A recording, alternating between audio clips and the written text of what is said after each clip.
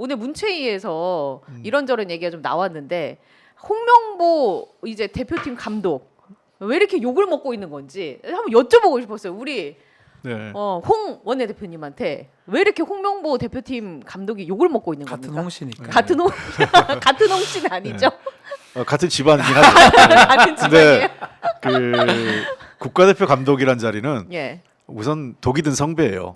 대한민국 국가대표 감독은 왜냐하면 국민들 축구 팬들의 눈높이는 굉장히 높고 그 기대를 맞추기는 굉장히 쉽지 않아요. 그러니까 사실 우리나라 축구가 옛날 2002년도에 그 월드컵 4강이었지만 그건 거의 기적적이었고 4강의 신화 이렇죠. 예. 네. 그 이후로 16강에 간 게 그 몇 번 한 두 번 갔어요. 원정에서. 네. 그러니까 한 번은 허정무 감독 때 그 저 성공을 했고 두 번째는 지난 그 월드컵 때 우리가 16강 두 번 그 해외에서 갔는데 그러다 보니까 이 경기력이 늘 못 미친다는 점. 예. 근데 이제 지금 홍명보 감독이 욕 먹는 거는 감독으로서 욕 먹는 것도 하나 있지만 그거는 뭐 당연히 늘 네. 욕 먹는 거고 두 번 다른 측면에서는 축구협회 행정과 관련된 문제 그리고 과거 홍명보 감독의 어떤 그 이 사건과 관련된 이 두 가지가 지금 엮여 있는 것 같아요.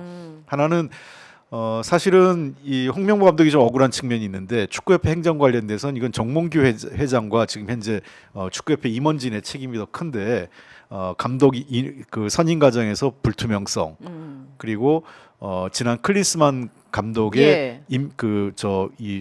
그 감독으로 모시는 것과 해촉 과정 이거 자체에서 우선 그 축구협회가 명확하게 설명하지 못한 부분이 있어요. 네네. 그런 부분에 대해서 하지 않은 채 갑자기 또 홍명보 감독이 들어오니까 예. 흔히 얘기해서 또 고려대 마피아 이런 얘기 지금 축구협회를 둘러싸고 모든 게 이제 특정 학교 인맥으로 좌지우지되는 것 아니냐 이게 이제 비판이 한 축이고 예. 그리고 두 번째 그 욕먹는 거는 과거 이제 그 다른 감독 시절 그러니까 홍명보 감독이 선수 시절에 선수를 대표로 해서 뭐 감독들하고 어떤 마찰이 있었던 거 이건 이제 양면성이 있는 것 같아요. 선수의 입장을 대변한다라는 것도 있었고 또 다른 측면에서 부정적인 거는 이게 감독보다 그 도리어 이제 팀 내 질서를 흐트리는 거 아니냐 이런 비판이 이제 두 개 이 지점 때문에 좀 그 홍명보 감독이 욕을 먹는데 홍 감독으로서는 뭐 일부 억울한 것도 있을 거고 예. 또 일부는 뭐 본인이 감내해야 될 것도 그런 것 같아요. 그렇구나. 억울한 거는 제가 알기에는 이번에 국가대표 감독을 원했던 것 같지는 않아요. 본인이 원했던 건 아니지만 예, 본인은 작년에 취임해가지고 프로팀 예. 우승했고 올해도 저 그 중도 하차할 네. 때까지 울산 팀이 계속 그 이 프로리그에서 1위를 했거든요. 그래서 2연패하면 그것도 큰 성과예요. 프로 그 감독으로서. 맞습니다. 예, 그래서 본인은 이렇게 프로리그에서 일정한 성과를 거두고 이번 월드컵보다는 다음 월드컵 정도의 감독을 한번 했으면 하는 욕심은 있었을 텐데 본의 아니게 클린스만 감독의 중도 하차 등 여러 가지 예. 그 상황 속에서 갑자기 투입되면서 본인도 좀 그 스텝이 좀 엉킨 면도 있죠. 그렇구나. 그런 것 같아요. 이게 문체위에서 한다는 거는 그만큼 국민적 관심사가 있다라는 거거든요. 예. 뭐 대한민국 국민의 한 절반 정도는 축구에 매우 관심을 갖고 있고 이번에 클린스만 감독 경질되면서 돈 뺏긴 거 뺏겼다 표현이 맞나? 그렇죠. 거기다가 클린스만 감독의 그 무전수를 그걸 보면서 깜짝 놀라고 어처구니가 없었던 국민들이 많을 것 같아요. 예. 더더군다나 그 후에 선임됐던 홍명보 감독 선임 과정도 사실은 석연치 않았고 그래서 질문할 거리가 사실 많고 그거를 좀 아마 문체위에서 국민들한테 소상히 좀 보여주고 싶었던 거 아닌가. 그래서 박문성 네. 해설위원이 굉장히 날카롭게 축협은 다른 세상에서 살고 있는 것 같다 이런 발언을 했더라고요. 그거 지금 봐도 그렇잖아요. 네. 클린스만 같은 사람을 왜 선임을 했으며 또 그렇게 그만큼 위약금까지 물어가면서 또 본인의 전술 부분 제가 축구를 잘 알지는 못하지만 제가 해도 될 것 같다는 생각. 죄송합니다. 예, 알겠습니다. 네, 그런 생각이 들 정도로 그러다 보니까 사실은 축구협회가 지금 말한 것 정몽규 회장의 또 문제점도 많거든요. 왜 몇 번 연속으로 계속 하고 있느냐 등등의 얘기까지 아마 문체위에서 저는 뭐 오히려 검사 탄핵 청문회, 네. 김건희 여사 청문회 뭐 그거보다 훨씬 나을 것 같아요. 저기 드러날 거는 많아요. 국민들이 궁금해하시잖아요. 그렇죠. 그러니까 저는 되게 의미를 두거든요. 궁금해하고 그 과정을 보여주고 싶은 거잖아요. 관계자들 집에서 한 4, 50명 몇 명이라도 되게 많은 사람들 증인으로 채택돼서 오신다고 하던데 박문성 해설위원도 예. 나왔네요. 문성이 형 나오셨네. 그러니까요. 답들 해주고 국민들이 이해를 한다면 예. 그거조차도 의미가 좀 있지 않을까 현안 질의로 생각이 됩니다. 예, 알겠습니다. 그 축구협회가 좀 개혁은 해야 돼요. 음. 그 지금 이제 과거 이제 정몽준 회장 때부터 해서 계속 현대가에서 사실상 이제 축구협회를 관할해 오다 보니까 그런 거죠. 이렇게 그 어떤 특정 오너 체제로 이어지면서 이 다양성이랄까 예. 또는 저 자율적인 그 전문 행정. 그러니까 축구회라는 것은 전문가들이 하는 거지 않겠어요. 근데 특정 기업과 관련된 그 대기업의 회장 일가에서 계속 하다 보니까 이게 그 파가 생기는 거예요. 그렇죠. 그쪽 네. 가문과 연계가 많은 쪽으로. 그래서 그런 문제들이 쭉 오랫동안 지속됐기 때문에 저는 그 뭐 이 정몽규 회장이 좀 더 이 전향적인 의지를 밝힐 필요가 있어요.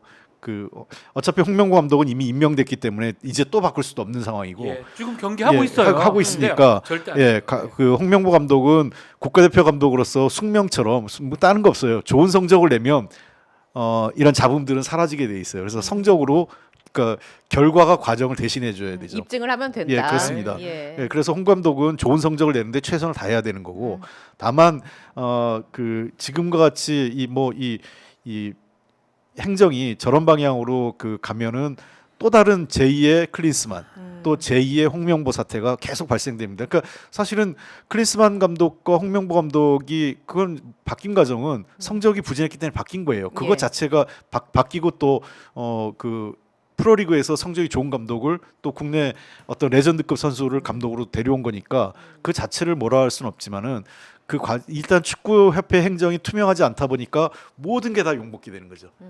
그래서 이번 기회에 축구협회 행정을 좀 더 전문가로 축구협회도 축구인들에게 좀 돌려주고 주고 기업이나 또는 이런 쪽은 스폰서십만 좀 갖는 그런 방향으로 가는 게 그러니까 우리가 대기업도 오너와 경영을 예, 분리하잖아요. 분리하듯이. 예, 경영과 소유를 그런 것처럼 축구협회도 전문가에게 축구협회를 좀 맡기는 게 어떨까 이런 생각도 듭니다. 그 성적을 사실 잘 낼 수 있는 바탕은 마련이 돼 있어요. 멤버가 매우 좋습니다. 예. 뭐 손흥민이라든지 그렇죠. 뭐 네. 김민재라든지 전 세계의 탑급 선수들이 우리 지금 대표팀으로 돼 있기 때문에 저는 홍명보 감독이 성적만 낸다 그러면 그 부분은 다 치유가 될 거라고 생각이 들거든요. 완전히 제가 동의하는 게 제가 이제 프로야구 에이전트를 지금 하고 있습니다. 아주 뭐 유명한 선수들이 저랑 같이 아주 최고로 유명한 김도영 선수가 이제 저랑 같이 이제 하고 있습니다. 뭐 원태인, 뭐 네. 홍창기 등등. 제가 야구를 관심을 가지고 있다 보니까 그 프런트 비슷한 것 같아요. 야구단하고 이 프런트하고의 관계 부분.